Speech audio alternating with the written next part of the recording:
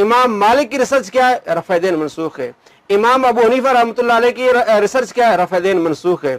इमाम अहमद बिन हंबल और इमाम शाफी ये क्या कहते हैं? रफ़ा दीन मनसूख नहीं। उनकी अपनी तहकीक है, इनकी अपनी तहकीक है। दोस्तों ये इनकी तहकीक है, ये मुहक्किकीन है, इन्होंने अपनी रिसर्च की है। ये मुज्तहिद के लिए कि जब वो सही फैसला करे तो उसको दुगना अजर मिलेगा, और अगर एक फैसले में गलती भी हो जाए तो उसे एक सवाब जरूर मिलेगा।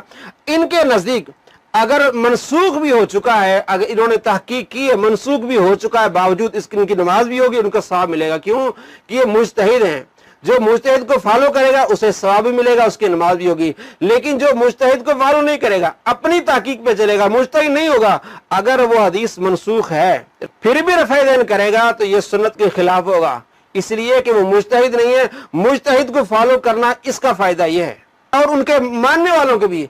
लेकिन वहाबी की नमाज सही सुन्नत के मुताबिक नहीं होगी, क्योंकि ये अपनी इज्तिहाद पर चलते, ये मुज्तहिद नहीं है। इनसे गलती हो गई तो इन्होंने नमाज में खराबी डाल दी। क्या कहते जब मैंने नया सुन्नत के मुताबिक नमाज शुरू की तो मेरे इमाम मस्जिद साहब को लोगों ने शिकायत की कि इसने तो रफ़ा दीन शुरू कर दिया है। तो कहता है इमाम साहब को पहले तो मैंने ये कहा कि इमाम शाफी भी तो करते थे ना। तो कहता है इमाम ने यही जवाब दिया मुफ्तियों का, ये शाफी हो गया। उसने ये नहीं कहा मैं शाफी हो गया हूँ।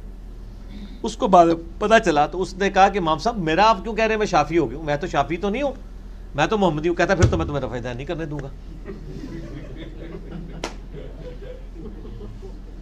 आप शाफी होके रफ़ा दीन कर सकते हैं, मोहम्मदी होके नहीं कर सकते। फिर मैं क्यों ना कहूँ ना मैं वाबी ना मैं बाबी, और तुसी बाबियां दे पुजारी हो पुजारी। मैं हूं मुस्लिम इल्मी किताबी, ना मैं वाबी ना मैं बाबी, मैं हूं मुस्लिम इल्मी किताबी। तो ये हालत है। ये कहते हैं आप मुक़ल्लिद हो जाएं हमारे बुजुर्गों के तो आप कर लें, नबी इस्लाम के नाम के ऊपर आप कोई काम नहीं कर सकते। ठीक हो कहता जी। तो वैसे मुशरिकीन अरब में भी इस तरह की नोटोरियस चीज़ें पाई जाती थी। सूरतुल नाम में है ना, वो जो ज़बिया अपने बुतों के लिए छोड़ते थे ना, वो कहते थे ये खास बुतों के लिए है, इसमें अल्लाह शरीक नहीं होगा। और जो अल्लाह के नाम का ज़बिया करते थे उसमें कहते थे बुत भी शरीक है। अल्लाह फरमाता है मुझे इस लेवल पे तुम ले आए हो। देखा, जो खास अल्लाह के लिए करते थे उसमें कहते थे हमारे बुत भी शरीक हैं, और जो बुतों के लिए करते थे वो कहते थे इसमें अल्लाह शरीक नहीं, सिर्फ बुत है। ये भी यही कहते हैं कि आप इमाम शाफी का नाम लेके कर सकते हैं रफ़ुल यदैन, आप नबी इस्लाम का नाम लेके नहीं कर सकते। ये वही बीमारी एक दूसरी शक्ल में निकली है। बीमारी तो एक ही हुई है ना, वो मुख्तलिफ शक्लों में निकलती है, लक विशकारी है, बीमारी वही है। तो क्यों ना करें। बाकी सारे इमामों को हम एहतराम देते हैं, उनको नबी इस्लाम का उम्मती और उनका सच्चा खादिम मानते हैं। आप कहते हो कि उसका नाम लेके आप कर सकते हो, इसका मतलब आप मोहम्मद रसूलुल्लाह को तो मान ही कोई नहीं रहे हो।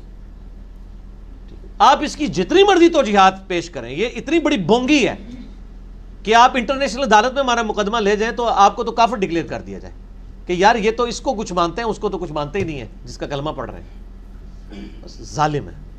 चले जी। क्या इमाम की पैरवी करना ज़रूरी है? आपने इल्ज़ामी जवाब में